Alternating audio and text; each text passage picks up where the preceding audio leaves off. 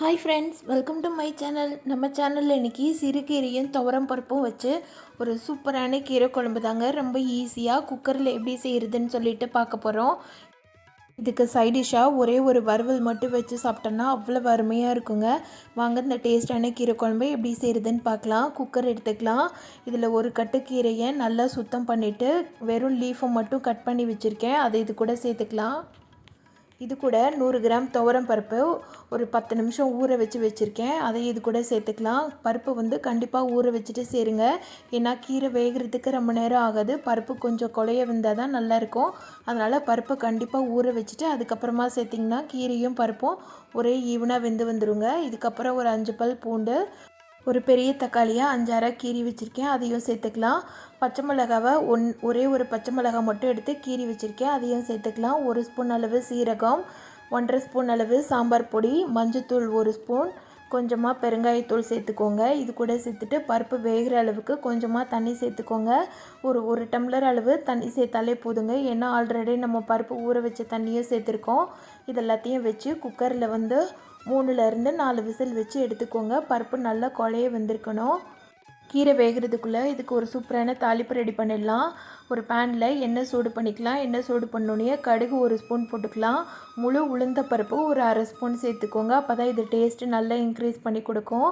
3 காஞ்ச மிளகாவை கில்லாமல் சேர்த்துருக்கேன். ஆல்ரெடி நம்ம குழம்பு பொடி சேர்த்துருக்கிறதுனால இது வாசனைக்காக மட்டும் காஞ்ச மிளகாய் சேர்த்துருக்கோம். ஒரு 1/4 ஸ்பூன் அளவு சீரகம் சேர்த்துக்கலாம். இதெல்லாம் சேர்த்து நல்லா பொரிய விட்டுடுங்க. இது கூட 1.5 கைப்பிடி அளவு சின்ன வெங்காயம் 3 நாளாக கீறி வச்சுருக்கேன், அதையும் இது கூட சேர்த்துக்கலாம். வெங்காயம் லைட்டாக கலர் சேஞ்ச் ஆகிற அளவுக்கு வதக்கிக்கணுங்க. இது கூட ஒரு கொத்து கருவேப்பிலை சேர்த்துக்கலாம். இது எல்லாத்தையும் தாளித்து ரெடி பண்ணி வச்சுக்கலாம். வெங்காயம் கலர் சேஞ்ச் ஆனால் தான் இதோட டேஸ்ட்டு ரொம்ப நல்லாயிருக்கும். அதனால் லைட்டாக கலர் சேஞ்ச் ஆகிற அளவுக்கு வதக்கி எடுத்துக்கலாம். இப்போ கீரை வெந்துருச்சான்னு பார்க்கலாம். பாருங்கள், கீரையும் பருப்பும் நல்லா மசிஞ்சு வந்திருக்கு. இந்த மாதிரி நல்லா மசிஞ்சு வரணுங்க. இது நல்லா மிக்ஸ் ஆகுறதுக்கு ஒரு மத்து இருந்ததுன்னா மத்து வச்சு கடைஞ்சிக்கலாம்.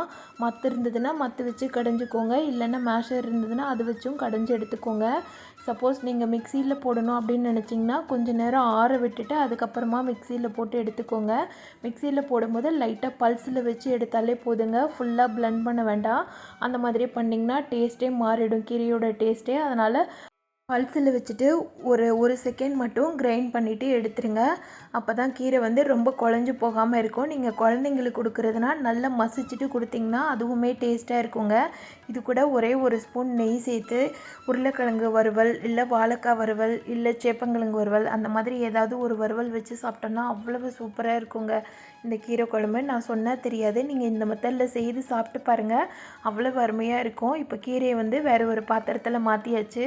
இது கூட நம்ம தாளித்து வச்சுருக்கிற வெங்காயம், மிளகாய் இதெல்லாத்தையும் சேர்த்து இதுக்கு தேவையான அளவு உப்பு சேர்த்து மிக்ஸ் பண்ணி எடுத்துட்டிங்கன்னா சூப்பரான கீரை குழம்பு எவ்வளவு ஈஸியாக சட்டுன்னு ரெடி பண்ணிட்டோம் பாருங்கள். இதுக்கு கீரை ஆஞ்சு வைக்கிற டைம் மட்டும்தாங்க ஆகும்.